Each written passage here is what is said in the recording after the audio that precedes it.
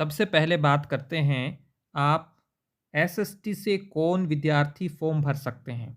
यहाँ स्पष्ट आप देख रहे हैं, यदि आपने इतिहास, भूगोल, अर्थशास्त्र, राजनीति विज्ञान, समाजशास्त्र, लोक प्रशासन, दर्शन शास्त्र, लेखा शास्त्र, आर्थिक एवं वित्तीय प्रबंधन, बैंकिंग, व्यावसायिक अर्थशास्त्र में किसी से भी एक विषय, इनमें से कोई भी एक विषय यदि आपने स्नातक या समतुल्य परीक्षा के साथ पढ़ा है, उसे उत्तीर्ण किया है, तो आप एसएसटी का फॉर्म भर सकते हैं। तो कॉमर्स के विद्यार्थी एसएसटी से फॉर्म भर सकते हैं। अब यदि हम बात करें कि विज्ञान से कौन विद्यार्थी विज्ञान और गणित से फॉर्म भर सकते हैं, यहाँ आप देख रहे हैं रसायन विज्ञान, भौतिक विज्ञान, वनस्पति विज्ञान, जीव विज्ञान, सूक्ष्म जीव विज्ञान, माइक्रोबायोलॉजी, जैव प्रौद्योगिकी, बायोटेक्नोलॉजी, जैव रसायन विज्ञान, बायोकेमिस्ट्री और गणित, इनमें से कम यदि एक विषय के साथ आपने स्नातक या समतुल्य परीक्षा उत्तीर्ण की है, तो आप विज्ञान और गणित से फॉर्म भर सकते हैं। अब हम बात करेंगे कि जो भाषाएं हैं, कुल मिलाकर आप देख पा रहे होंगे कि सिंधी, पंजाबी, उर्दू, संस्कृत, हिंदी और इंग्लिश, 6 भाषाओं से आप जो हैं वो फॉर्म भर सकते हैं। लेकिन कौन किससे फॉर्म भर सकता है? देखिए, सबसे पहले तो हिंदी, इंग्लिश, जो भी ये 6 भाषाएं, ये आपके स्नातक में होनी चाहिए। प्लस एक नियम और है, वो ये है कि जब आपने रीट परीक्षा दी, तो रीट परीक्षा में आपने भाषा प्रथम और भाषा द्वितीय 2 भाषाओं का चयन किया था। तो यदि आप हिंदी से अध्यापक बनना चाहते हैं, तो भाषा जो 2 आपने ली थी रीट में, वो आपके एक उसमें से हिंदी होनी चाहिए और आपके स्नातक में हिंदी का अध्ययन होना चाहिए 3 वर्ष तक, 3 साल की मार्कशीट में। अब यदि आप इंग्लिश से भी चाहते हैं तो वही नियम है, रीट में आपने भाषा प्रथम या भाषा द्वितीय के रूप में ली थी और साथ में आपके वो स्नातक में भी होनी चाहिए। सभी भाषाओं में यही नियम है। एक विद्यार्थियों का सवाल ये हो सकता है कि सर मेरे बीए में हिंदी भी थी और संस्कृत भी थी, ठीक है, और एक विषय था इतिहास, और मैंने रीट में हिंदी भी लिया लैंग्वेज प्रथम, लैंग्वेज सेकंड में संस्कृत लिया, या फिर संस्कृत फर्स्ट में थी, हिंदी सेकंड में थी। अब मैं किस किस का फॉर्म भर सकता हूँ? आप हिंदी से भी फॉर्म भर सकते हैं, संस्कृत से भी भर सकते हैं, और इतिहास होने के कारण आप एसएसटी से भी फॉर्म भर सकते हैं।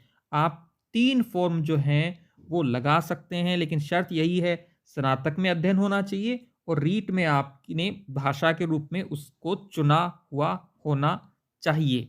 अब विद्यार्थियों का यहाँ एक सवाल होगा कि सर जो बीए एडिशनल हैं, उनके लिए क्या सिचुएशन है, क्या नियम है, क्या वो मान्य हैं, अलाउ हैं या वो नहीं अलाउ हैं? पूरी इस विज्ञप्ति में कहीं पर भी बीए एडिशनल शब्द का उल्लेख नहीं है। बीए अतिरिक्त विषय के साथ स्नातक, इसका भी उल्लेख नहीं है। इसका निष्कर्ष हम ये निकालें कि बीए एडिशनल वाले मान्य नहीं है, ये जल्दबाजी होगी। प्रारंभिक शिक्षा निदेशालय बीकानेर को ये स्पष्ट करना होगा कि बीए एडिशनल वाले जो हैं नियुक्ति के लिए पात्र हैं या नहीं है। एक बात और कह देता हूँ, चाहे आप बीए एडिशनल हों या बीए कंपल्सरी की आगे हम बात करेंगे विषयों की, आपको फॉर्म तो भरना ही चाहिए। वो आपको नियुक्ति के लिए पात्र मानते हैं या नहीं मानते हैं, ये अलग बात है। लेकिन आप विद्यार्थी जिन्होंने भी बीए एडिशनल कर रखा है, उन सभी को जिस भी विषय से बीए एडिशनल कर रखा है और वो यदि उन्होंने भाषा के रूप में चुना है रीट में, तो उन्हें फॉर्म ज़रूर भरना चाहिए। अब बात करते हैं अनिवार्य विषयों के रूप में। ये कार्यालय आदेश है बीकानेर की ओर से 8 मार्च 2019 का है, जिसमें जिन विद्यार्थियों ने कंपल्सरी विषय के साथ जो है वह स्नातक किया है, स्पेशली हरियाणा में ऐसा होता है, वे विद्यार्थी नियुक्ति के लिए पात्र माने गए। उसके लिए आदेश जारी किया था 8 मार्च 2019 को। यहाँ आप देख सकते हैं ये 32 वे विद्यार्थी हैं जो बीए कंपल्सरी इंग्लिश उनके था, उन्होंने रीट 2018 का फॉर्म भरा, 17 वाला फॉर्म भर के उन्होंने 18 में परीक्षा दी। उसके बाद जब 54,000 की भर्ती निकली और इनको नियुक्तियां मिली, कुछ विद्यार्थी ऐसे ध्यान में आए कि उन्होंने ये सोचा कि कंपल्सरी वाले तो वैलिड हैं ही नहीं, मान्य हैं ही नहीं, वो तो अलाउ ही नहीं है, उनको तो नौकरी मिलनी ही नहीं है, और उन विद्यार्थियों ने कंपल्सरी उनके विषय था, उन्होंने फॉर्म नहीं भरा फॉर्म नहीं भरा तो इस लिस्ट में भी उनका नाम नहीं आया। इसीलिए मैं ये कह रहा हूँ कि आपको, चाहे आप बीए एडिशनल हो, चाहे आपने कंपल्सरी 3 वर्ष अध्ययन किया हो, पंजाब वाले पंजाबी का, हरियाणा वाले हिंदी और इंग्लिश का, उन्हें फॉर्म भरना चाहिए। क्या होगा वो तो प्रारंभिक शिक्षा राजस्थान बीकानेर जो है वो तय करेगा। हिंदी के बारे में भी ये आदेश है, जहां आप ये देख सकते हैं।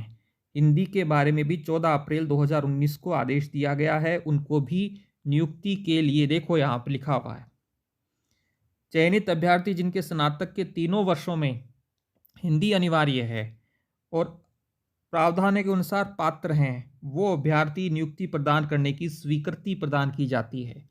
इसका मतलब ये हुआ, हिंदी कंपलसरी का अध्ययन आपने तीनों वर्षों तक किया है, या कंपलसरी नहीं है, आपने कुछ भी नहीं लिखा हुआ हिंदी के सामने, तो भी आप वैलिड हैं, मान्य हैं। इस नियम से हम ये अर्थ निकाल सकते हैं।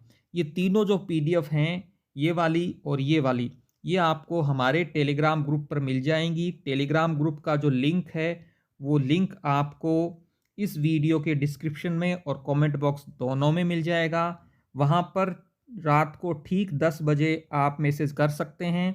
10 से लेकर 10, 20, 30 मिनट तक आप मैसेज करते हैं, उन मैसेज का मैं जवाब वॉइस मैसेज के माध्यम से देता हूं। कल रात को लगभग 12, सवा 12 बजे तक मैं विद्यार्थियों के सवालों का जवाब दे रहा था। हो सकता है आपके ढेर सारे सवाल और हों, आप कमेंट करके हमें ज़रूर बता सकते हैं कि आपका क्या सवाल है। निष्कर्ष के रूप में मैं यदि कहूँ तो आप विद्यार्थी, चाहे आपके बीए एडिशनल हो या फिर आप विद्यार्थी के कंपलसरी हो हिंदी इंग्लिश पंजाबी, आपको फॉर्म भरना चाहिए। वीडियो अच्छा लगा हो तो ज़रूर लाइक करें, अपने दोस्तों के साथ शेयर भी करें। धन्यवाद।